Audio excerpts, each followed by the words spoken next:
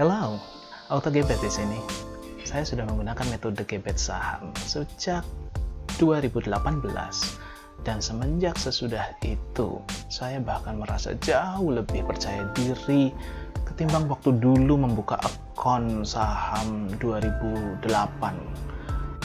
Actually ini adalah metode yang saya pakai sendiri, but it's open jika kawan-kawan ingin follow along my method. Episode pertama ini akan menceritakan filosofi lahirnya gebet saham. Ketika metode yang lain itu menggunakannya technical analysis, fundamental analysis, gebet saham menggunakan perilaku pasar. Istilah baru kan? Stay tune, ikuti terus sampai finish. Next. Ya, seperti inilah gambaran perjalanan saya dengan saham selama ini. Saya ini investor biasa, sama seperti kawan-kawan. Saya sudah pernah ikutan beli IPO. Waktu itu IPO Garuda. Nyangkut deh. Kemudian sudah pernah kena jebakan Batman. Sering. Jebakan Batman itu beli karena ada berita bagus. Tapi habis itu harganya turun. Nyangkut lagi. Pernah belajar juga technical analysis. Wah, itu benar-benar complicated banget. Polanya, indikatornya banyak. Udah gitu mau dimaknai, persepsinya, interpretasinya seperti apa juga bebas. Pernah semangat juga mau jadi value investor. Rumus sudah punya, Excel sudah punya, tapi problemnya semua harus diolah manual. Capek deh. Nah ini, kawan-kawan yang suka fundamental analysis dan value investor wannabe seperti saya, pastinya berkesan banget sama famous quote ini. Iya kan? Ini mudah diucapkan tapi prakteknya itu sulit banget. Kok bisa gitu, beliau itu ayem-ayem, tenang-tenang aja, bisa belanja dikala market sedang panik, harga sedang jatuh. Nah, kita yang ilmunya belum sampai ke sana pastinya susah banget. Nah, yang bikin saya suka dengan pasar modal adalah sifatnya yang sangat-sangat liquid.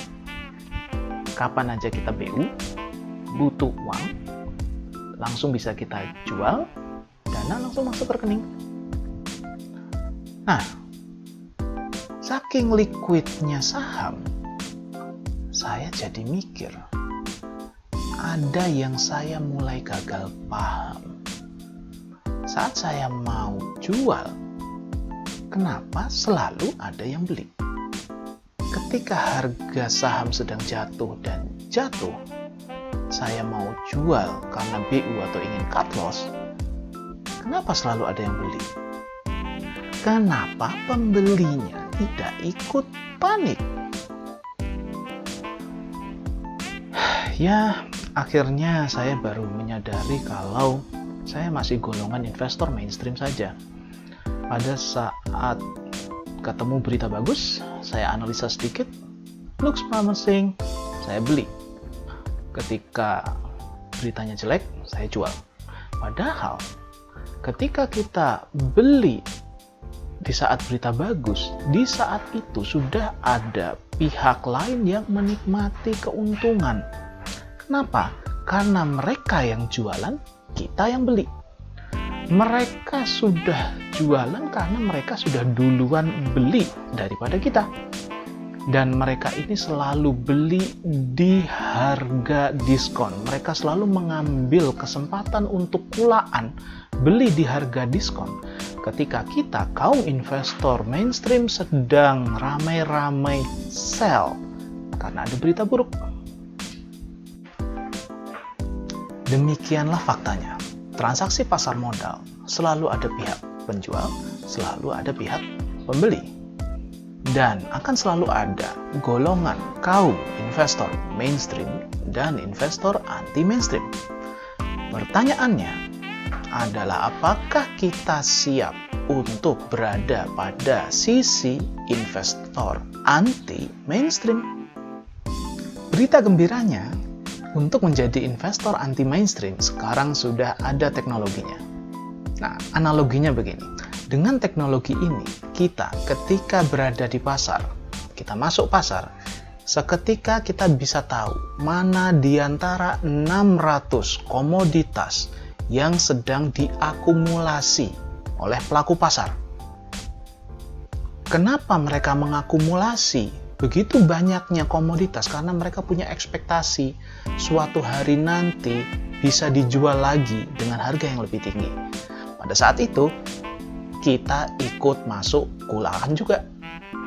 Nah, ketika besok demand mulai naik karena ada berita bagus, di situ kita mulai ikutan jualan.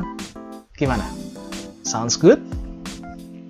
Teknologi akan membantu kita mengenali perilaku pasar melalui 4 pola saja, tidak perlu ratusan pola. Ada pola akumulasi, distribusi, markup, dan markdown. Seperti apa pola ini? Nah, kita akan mempelajari di episode berikutnya bagaimana memahami pola-pola ini. Oke?